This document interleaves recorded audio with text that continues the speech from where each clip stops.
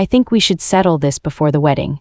The room fell completely silent. The soft Christmas music playing in the background suddenly felt far away.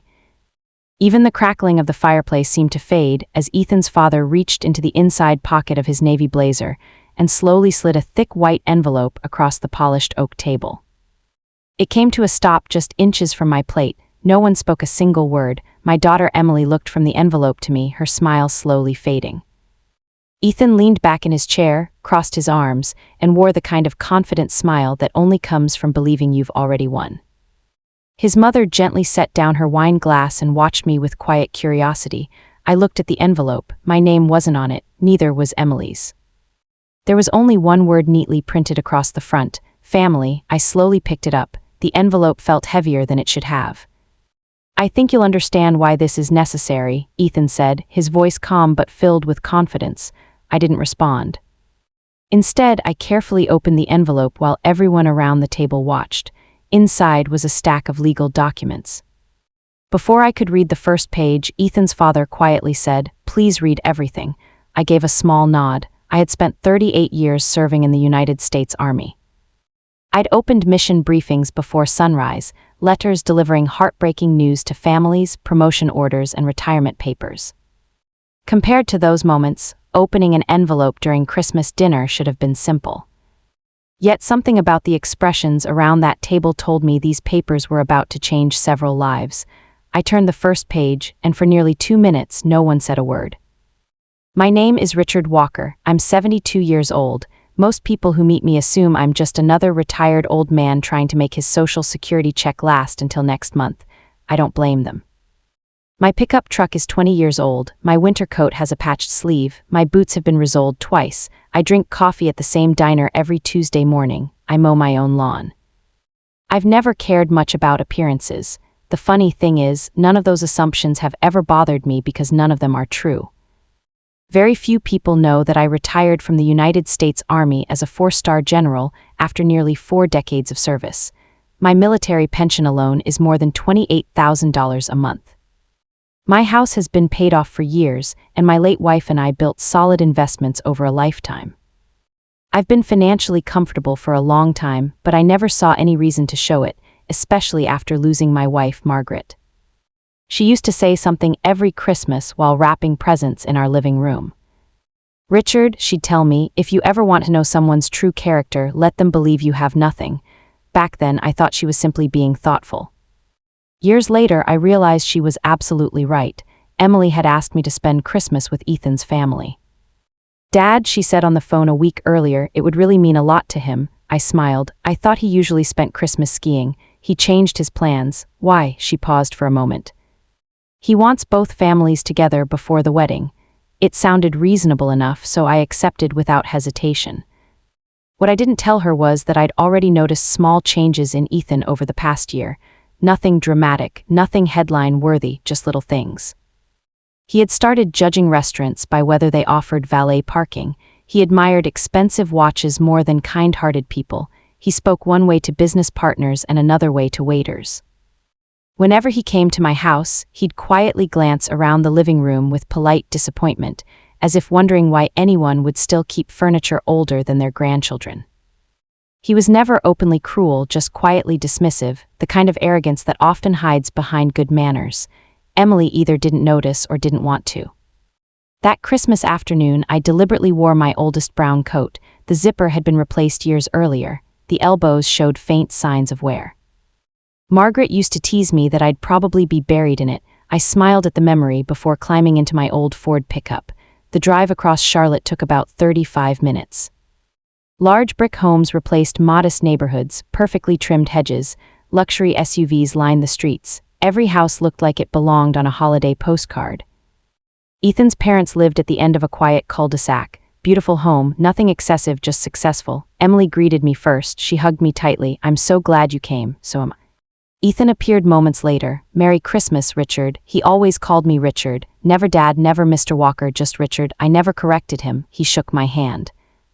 His eyes briefly drifted toward my coat. "You know it's freezing outside." "It is. You should let Emily buy you a decent winter coat." Emily immediately looked embarrassed. "Dad likes that coat." Ethan laughed. Well, everyone deserves an upgrade eventually. I smiled, so I've heard. Inside the house smelled like cinnamon roasted turkey and fresh pine. Family photographs covered the walls. Everything looked warm, comfortable, normal. His mother welcomed me politely. His father gave me a firm handshake. Unlike Ethan, his eyes stayed on my face.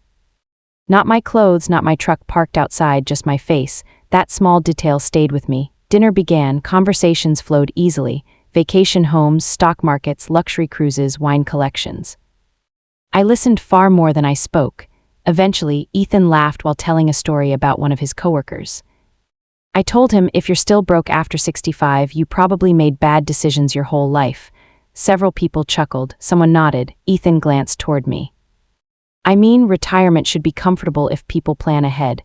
I calmly sliced another piece of turkey. Planning matters, I said. It sure does. His mother smiled sympathetically.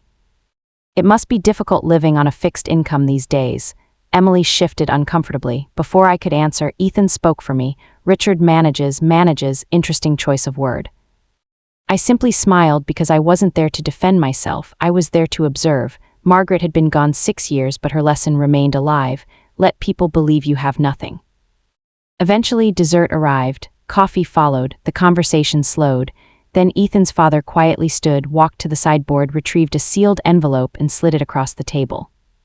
I think we should settle this before the wedding. I opened it. The first page read, Premarital Property Agreement.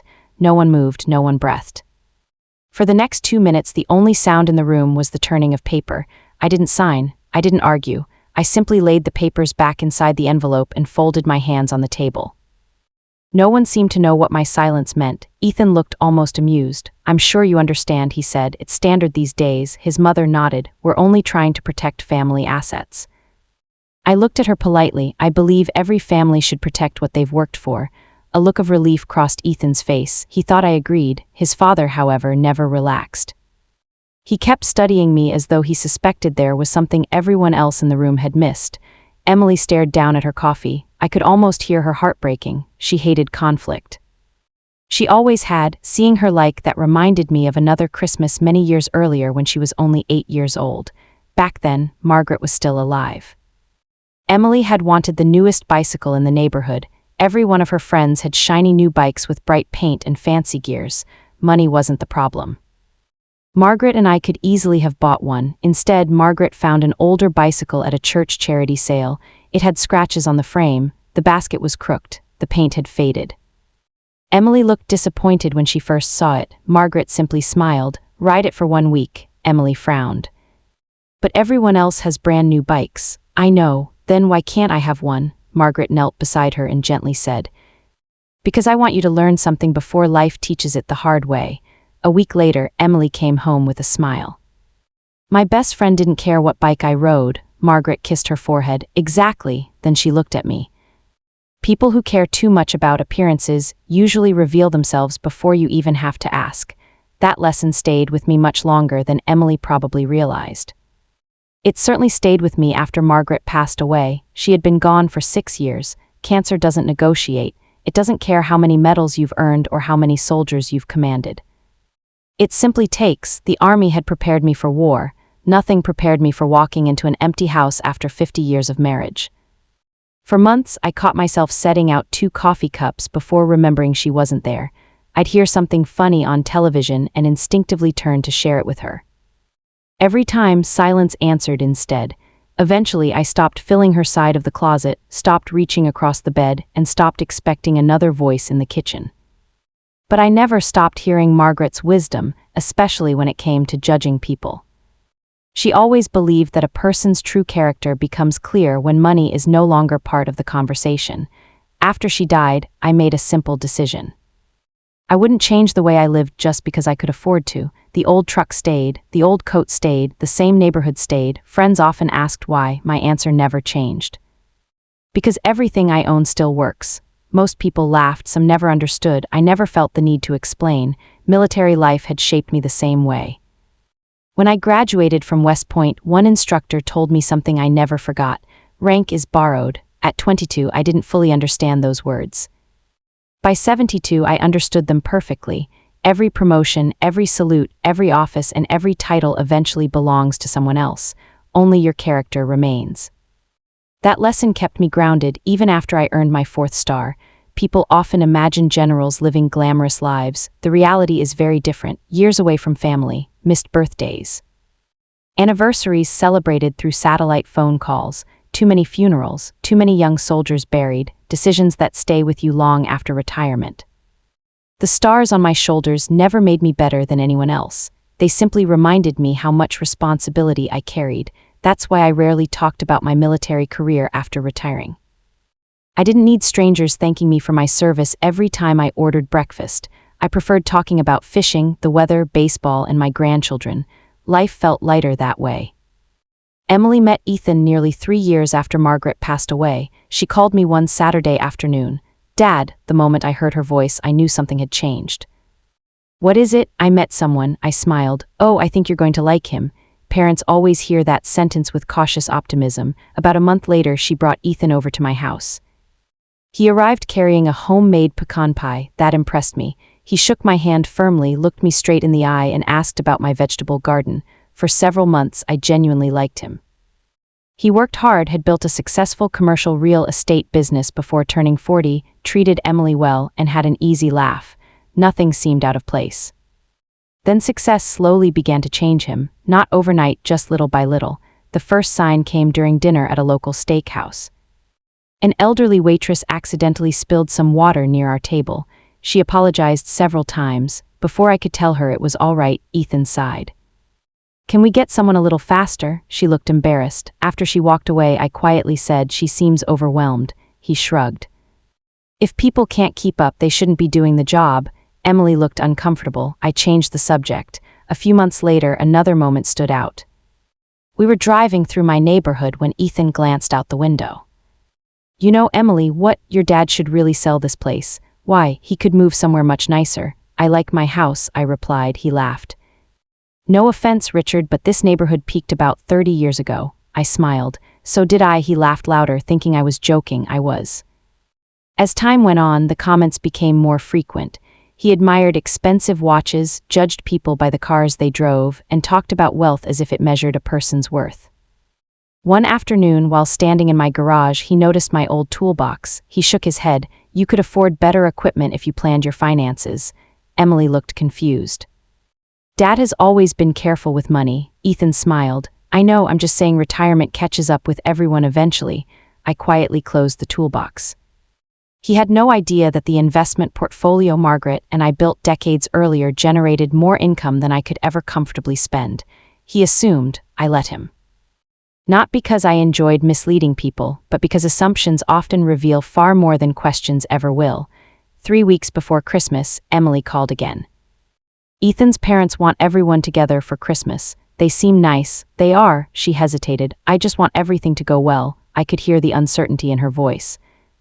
"Is something bothering you?" "No," the answer came a little too quickly. A father knows. There was something she wasn't saying. Still, I didn't push. After we hung up, I walked into my bedroom and opened Margaret's old cedar chest. Inside were decades of memories, letters, photographs, Christmas ornaments, and the old brown winter coat she always teased me about. I carefully lifted the coat, smiled, and quietly said, even though no one was there, "Well, Maggie, I guess we're about to find out what kind of family our little girl is marrying into." On Christmas morning, I slipped that old coat over my shoulders. Not because it was warm, not because I couldn't afford another, but because sometimes the simplest disguise tells you the most about the people sitting across the table. By the time dessert was served that evening, I realized Margaret had been right once again. The real test had never been about money. It had always been about respect, and the envelope waiting beside my coffee cup was only the beginning. I folded the prenuptial agreement neatly and slipped it back into the envelope. No one reached for dessert anymore. The pumpkin pie sat untouched. Steam still drifted from the coffee cups, but the warmth around the table had disappeared. Ethan finally broke the silence. "So what do you think?" His tone was friendly enough, confident, almost rehearsed. I looked at him. "I think legal documents deserve careful reading." He smiled. "Exactly." His mother nodded approvingly. "We had an attorney prepare it. I can see that. It protects everyone. I believe it does." My calm answers seemed to reassure them. Emily looked relieved for the first time in several minutes. Only Ethan's father remained quiet. He hadn't touched his coffee. His eyes stayed on me, watching every expression as though he expected something more. "I'll be honest," Ethan said. "I've seen too many marriages end badly, so have I. My parents work their whole lives for what they have. They should protect it. I knew you'd understand." He smiled again. I smiled back because everything he said sounded reasonable on paper. The problem wasn't the document. The problem was the assumptions hiding underneath it. I continued reading. Most of the agreement dealt with Ethan's assets, his investment accounts, his business, his vacation condo in Myrtle Beach, his retirement funds. Then I reached another page. It described Emily's financial position: current assets minimal, expected inheritance unknown, future contribution limited. I stopped reading for a moment, not because I felt offended, because I realized whoever prepared these papers believed my daughter entered the relationship with almost nothing. That assumption hadn't appeared out of nowhere. Someone had painted that picture. Emily quietly cleared her throat. "Ethan," he looked at her, "I thought we were signing this after Christmas." "We are." She glanced toward me. "I didn't know Dad would see it tonight," his mother answered before Ethan could. "We felt families shouldn't keep financial secrets." I nodded slowly. "That's a fair point." Emily looked at me apologetically. "I'm sorry, you have nothing to apologize for." She looked close to tears. I knew exactly what she feared. She thought I was embarrassed. She thought everyone in the room believed I couldn't provide for myself. The truth was I hadn't felt embarrassed once all evening, only curious. Conversation drifted into uncomfortable silence. Eventually, Ethan's mother tried changing the subject. "So, Richard, yes. Emily told us you're retired." "I am." "What did you do before retirement?" "I served in the Army." "Oh," she smiled politely. "My brother was in the National Guard." "That's honorable service." She nodded. "How long were you in?" 38 years. Her eyebrows lifted slightly. "That's quite a career." "It was." "What rank did you retire with?" Before I could answer, Ethan interrupted. "Mom, military people never liked talking about themselves." He laughed. "Richard's pretty humble." I simply smiled. He had unknowingly rescued me from answering. Across the table, Ethan's father noticed. I saw it in his eyes. He'd caught that interruption. Dinner resumed, at least on the surface, but small comments kept appearing, like tiny cracks spreading across glass. Ethan picked up my wrapped Christmas gift. "This one's from Richard." He shook it gently. "Feels light." "It is." Inside was a handmade wooden keepsake box. I'd spent nearly 3 weeks building it in my garage. Black walnut, hand-sanded, finished with natural oil. No factory could have made one exactly like it. Emily smiled immediately. "You made something." I did. She opened it carefully. The room grew quiet again. The grain of the walnut shimmered beneath the Christmas lights. Inside the lid, I'd carved one sentence: "Family isn't built by money. It's built by showing up." Emily covered her mouth. "It's beautiful." She stood and hugged me. "I love it." Ethan looked inside. "It's nice, nice, just nice." His mother admired the craftsmanship. His father gently ran his fingers across the wood. "You made this yourself." "I enjoy woodworking." He turned the box over. "No nails, no hidden joints?" "Yes." He smiled for the first time that evening. "My grandfather used to build furniture exactly like this." For a brief moment, something genuine passed between us: respect. Not because of rank, not because of money, simply because one craftsman recognized another. Later, Ethan opened his parents' gift, a designer watch worth several thousand. Everyone admired it. He held it toward me. "Beautiful, isn't it?" "It certainly is. I've wanted one for years." "I'm glad you got it. You don't wear watches." I lifted my left sleeve. The old military field watch Margaret had given me 25 years earlier rested on my wrist. Scratched crystal, faded numbers, still working perfectly. Ethan laughed softly. "You should let Emily upgrade that too." I looked down at it. "I don't think I could." "Why not?" "It still reminds me of someone." He didn't understand. Emily did.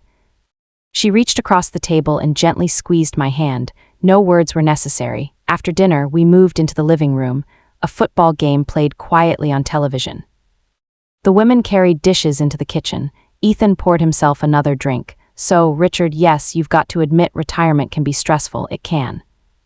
My financial advisor says most people underestimate how much they'll need." "Sometimes they do. I've been trying to convince Emily that we should handle more of your expenses." Emily immediately looked uncomfortable. "Ethan, what he doesn't need." I gently interrupted her. "It's kind of you to think about me." He smiled. "I just don't want you struggling." I thanked him. Because despite everything, I still believed his concern was real. Misguided, wrapped in pride, but real. The danger of arrogance is that people often mistake it for generosity. While everyone else talked, Ethan's father quietly walked onto the back porch. A few minutes later, I stepped outside myself. Cold December air greeted me. Christmas lights reflected across the yard. He stood looking into the darkness. Without turning around, he spoke. "You were an officer," I smiled. "I was, I can usually tell. What gives it away, the posture?" I chuckled. "I've tried losing that, it never leaves." He finally turned toward me. "What rank?" There it was, the question Ethan had accidentally prevented earlier. I considered answering. Instead, I retired satisfied. He nodded slowly. "I understand." For several seconds, neither of us spoke. Then he surprised me. "I don't think you've told my son everything." "No." "I don't think you've told Emily everything either." "No." He slipped his hands into his coat pockets. "Sometimes children only see what we let them see, they do." He looked back through the living room window. "They're good kids, they are, but my son's gotten too impressed with success." I said nothing. "I've noticed it." His voice carried genuine disappointment. I was hoping tonight I'd be wrong. There was sadness in his eyes, not anger. Sadness, the kind only a father recognizes. At that moment, I realized something important. I wasn't the only parent quietly evaluating the man sitting inside that house. His own father had been watching too, and judging by the look on his face, he didn't like what he had seen. When we walked back inside, the envelope still rested on the coffee table, waiting. I had a feeling it wasn't finished telling its story. When we walked back into the living room, everyone had settled into uneasy silence. Emily sat on the edge of the sofa, twisting the engagement ring on her finger.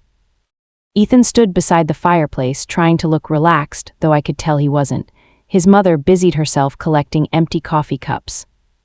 Only his father remained seated, his eyes resting on the envelope. I picked it up once more. "I finished reading it," I said calmly. Ethan smiled. So it's professionally written." His attorney must have charged a small fortune for it. Every paragraph had been carefully crafted, every asset carefully listed, every contingency thoroughly considered. From a legal standpoint, I had no complaints. From a father's standpoint, I had several. I closed the folder. "May I ask a question?" "Of course," Ethan replied.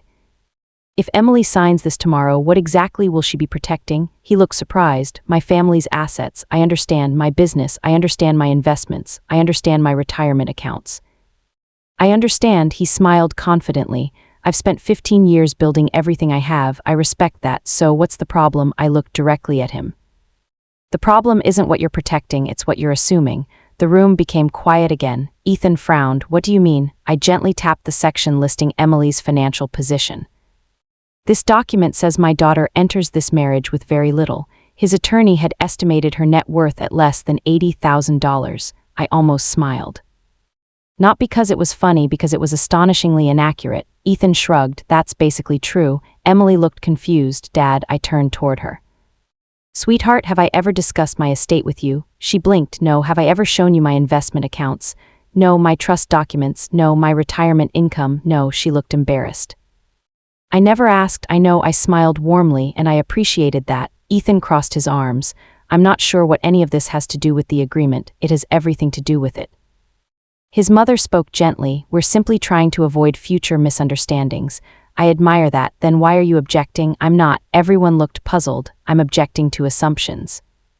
I reached inside my coat, not for a wallet, not for a checkbook. Instead, I removed a thin leather folder that had traveled with me for years. I always carried it. Inside were emergency contacts, medical information, military identification, and several documents Margaret had insisted I keep close. I laid it beside the envelope. Emily looked at it curiously. "I've never seen that. You've never needed to." I opened it slowly. The first thing I removed was a simple blue identification card, my retired military ID. I slid it across the coffee table. Ethan picked it up first. His expression didn't change immediately. Then his eyes stopped moving. He read the line beneath my photograph again. His face slowly lost its color. He looked at me, looked back at the card, then read it one more time. Finally, he whispered, "General." No one answered. His mother reached for the card. "What is it?" She adjusted her glasses. Then she froze. "Oh." Emily leaned closer. Her mouth fell open. "Dad." She stared at me as though she were seeing a stranger. She couldn't finish. Ethan kept shaking his head. "No." I smiled gently. "Yes." His father finally spoke. "I thought so." Every eye turned toward him. "You knew." He nodded slowly. "Not exactly." He looked at me, but I suspected he wasn't telling us everything. Ethan stared at both of us. "You mean?" His father interrupted quietly. "The way he carries himself." He looked toward me again. "I asked what rank you retired with." "You did." "You never answered." "I didn't." "Because you didn't need to." For several moments no one spoke. Then Emily finally asked the question she'd apparently never imagined asking. Dad, what? You were a general, a 4-star general. Tears immediately filled her eyes. Why didn't you tell me? I smiled sadly. You never asked. I would have wanted to know. I wanted you to know me. She covered her mouth. Oh my God. I didn't want my rank sitting at the dinner table every time we shared a meal. She stood and hugged me. I had no idea. I know, I'm sorry. For what? I thought you thought I was simply an old man. She nodded through tears. I was, and that's exactly what I wanted. Ethan still hadn't spoken. He continued staring at the identification card. Finally, he managed. Why would you hide something like that? I looked at him calmly. Why would I advertise it? He opened his mouth, then closed it again. There was no answer. His mother finally asked. So you've been receiving a military pension all these years? Yes, how much? I hesitated. His father answered for me. It doesn't matter. I nodded. You're right, but Ethan looked desperate now. How much? I met his eyes. A little over $28,000 each month. Silence, complete silence. His mother's coffee cup slipped slightly against the saucer. Emily simply stared. Ethan looked as though someone had removed the floor beneath him. His entire picture of me had collapsed in less than 30 seconds, but I wasn't finished. I reached back into the leather folder.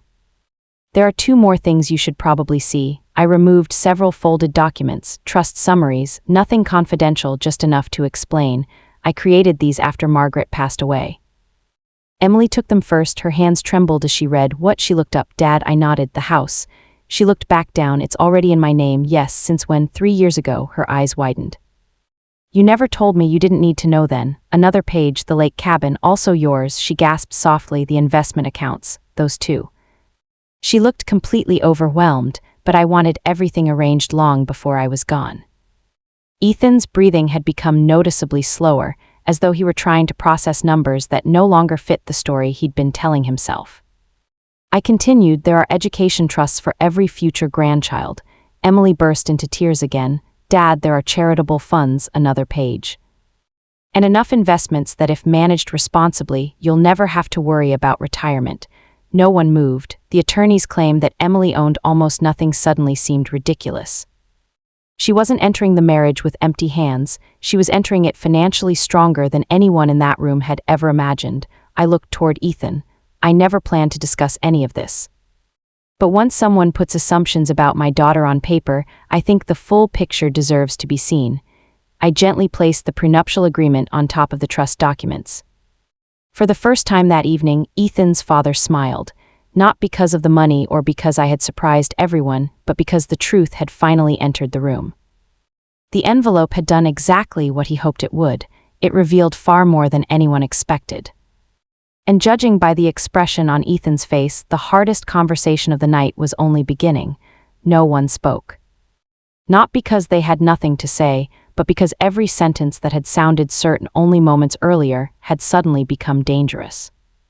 The crackling fire once again became the loudest sound in the room. Ethan slowly sat down on the couch. He looked exhausted, not physically but emotionally. The confidence he had carried all evening was gone. He rubbed his hands over his face before looking at me. I owe you an apology. His voice was barely above a whisper. I didn't respond right away. During my 38 years in the Army, I had learned an important lesson. The first apology isn't always the honest one. Sometimes it's simply a reaction to embarrassment. I wanted to know which kind this was. What are you apologizing for? I asked calmly. He blinked. I judged you based on. He glanced toward my old coat hanging by the front door. The way you lived, the truck, the house. He couldn't finish. I assumed if someone looked poor, I gently completed the sentence. Then they probably were. He slowly nodded. Yes, I leaned back in my chair. That's an honest answer. Emily quietly wiped the tears from her cheeks. I've been trying to tell you that for months. He closed his eyes. I know, no, she said, shaking her head. You heard me, you just never listened. His mother finally spoke. Richard. I owe you an apology too. You don't owe me anything. I do. She lowered her eyes. I kept asking questions about your retirement because I assumed you needed help. I believe you were trying to be kind, I said, but it came across as pity. She nodded. I never meant it that way, I know. The truth was she hadn't been cruel. She had simply accepted the story she had been given. The person who truly needed to look at himself wasn't sitting across from me. He was sitting beside her. Then Ethan's father stood. He walked over to the Christmas tree and stared at the lights for a long moment before speaking. I think it's time everyone understood something. His voice carried the same calm authority I had heard earlier on the back porch. I asked our attorney to prepare that agreement. Ethan looked surprised. I know, no, his father said, turning toward him. You don't. The room became silent again. I never prepared it because I thought Emily wanted your money. Everyone looked confused. I prepared it because I wanted to find out whether my son had started believing money was the only thing worth protecting. Ethan stared at him. Dad, I've watched you change over the last 3 years. His father didn't raise his voice. He didn't need to. You stopped calling your grandmother after she moved into assisted living. Ethan looked away. You complained about your cousin's wedding because it wasn't held at an expensive venue. Silence.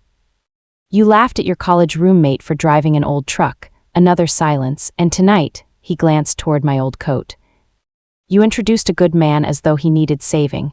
Ethan's shoulders slumped. I didn't mean, his father interrupted. I know exactly what you meant. There was sadness in every word. I just don't think you realized what it said about you. Emily quietly reached for my hand. I've noticed it too. Ethan looked at her. You never told me. I did. She paused. Remember the waitress who accidentally spilled water? He frowned. The waitress. Then he remembered. You apologized to me because dinner took longer, she said. She shook her head. But you never apologized to her. He lowered his eyes. And when Dad's truck broke down, she continued, I offered to buy him another. No, Emily said, looking straight at him. You offered to choose one. You wanted him driving something you wouldn't be embarrassed to park next to. No one disagreed because no one could. For nearly a minute, Ethan simply stared at the floor. Then he stood. Without saying a word, he walked to the front door, picked up my old brown coat and carried it back into the living room with great care. I'm ashamed. His voice trembled. I looked at this coat and thought it told me who you were. He gave a bitter laugh. It never crossed my mind that maybe. He looked at me. It was telling me who I was. No one moved. That sentence settled over the room like fresh snow. His father slowly nodded. I've been waiting years to hear you say that. Ethan walked over and handed me the coat. I'm sorry, Richard, I smiled faintly. Try again. He looked confused. What? You've been calling me Richard for almost 3 years. He hesitated. Then for the very first time, he quietly said, I'm sorry, Dad. Emily immediately burst into tears again, not dramatic tears, but tears of relief. The kind that come after holding your breath for far too long. I stood and embraced him. He hugged me tightly, not because I was a retired general, not because I had money, but because, for the first time, I think he saw me as the father of the woman he loved.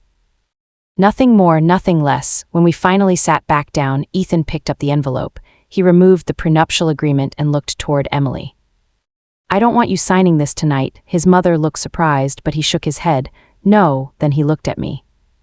I need to understand something first. What? How do you spend nearly 40 years becoming one of the most respected officers in the army? He glanced at my old watch. And then live as if none of it mattered? I smiled. Because it didn't, he frowned. I don't understand. It mattered while I was serving, I replied. But the day I retired, I realized something. I pointed toward the handmade walnut box beneath the Christmas tree. That's why I carved those words. He read them again. Family isn't built by money, it's built by showing up, I continued quietly. One day your business will belong to someone else. He nodded slowly. One day my medals will belong to a museum. Silence. One day every dollar any of us owns will belong to someone else. The room was perfectly still. So what remains? No one answered. I did.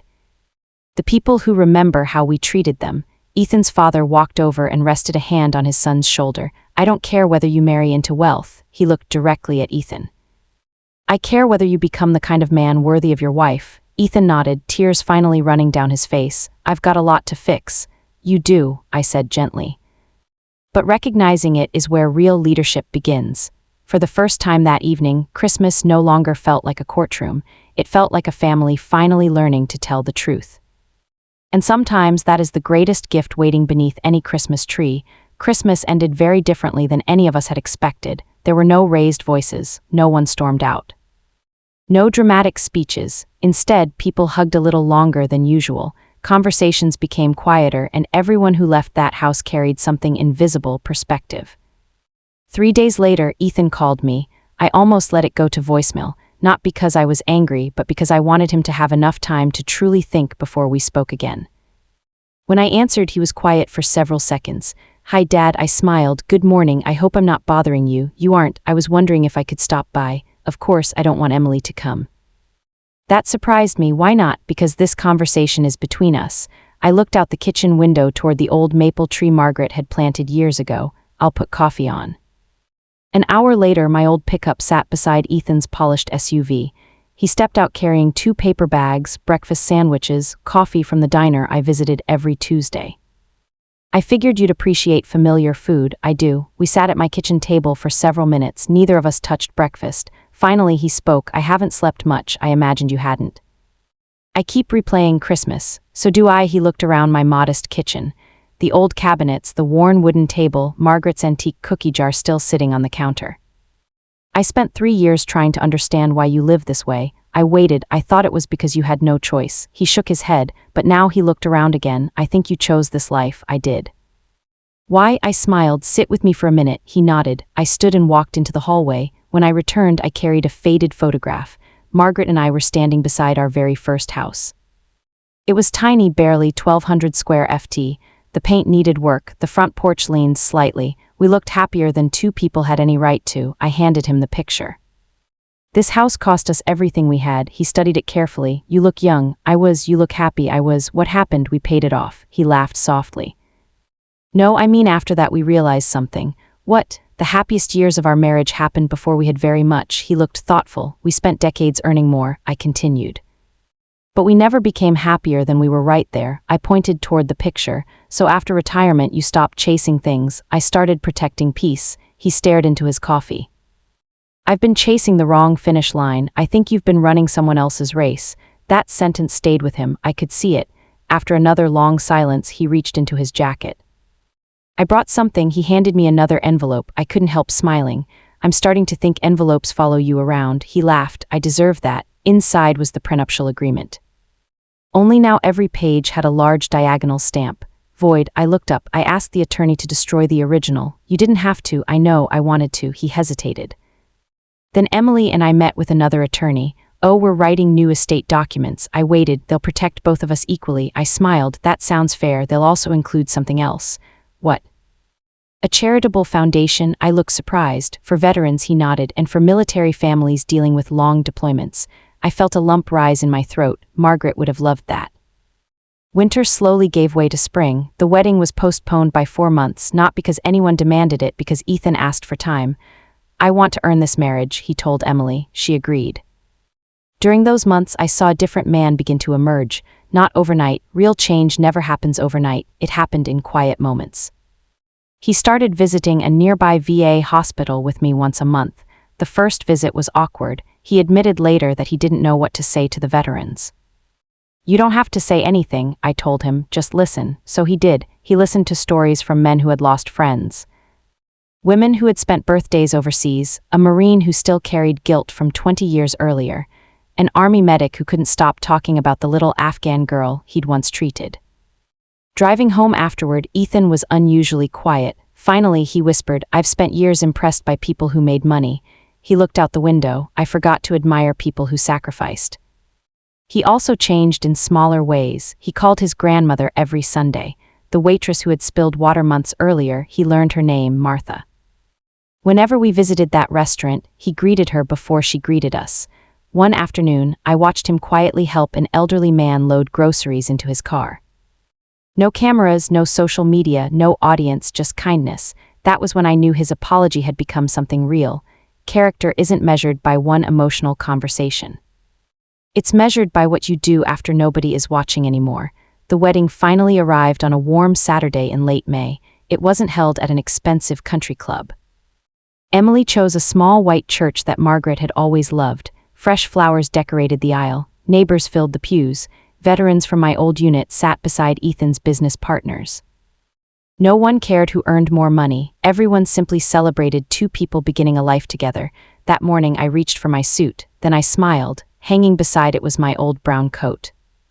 I slipped it over my arm before leaving, not because I needed it, because it reminded me of Margaret. It reminded me of Christmas, and it reminded me that appearances never tell the whole story. When I arrived, Ethan saw me from across the parking lot. He walked straight toward me. Before saying a word, he wrapped me in a hug, a real one, not polite, not formal, family. He stepped back and grinned. I almost forgot. What? He reached into my coat pocket. I laughed. What are you doing? He pulled out my old military field watch. I had it cleaned. I looked at the crystal. The scratches remained, the faded numbers remained, only the movement had been serviced. It still looks old, I said. He smiled. It should. I looked at him. Thank you. He shook his head. No, his eyes filled slightly. Thank you, Dad. Just before the ceremony began, he leaned closer. I respected your rank the night I found out who you were. He paused. But I've spent these last 4 months respecting the man you chose to be. I placed a hand on his shoulder. That's the only promotion that matters now.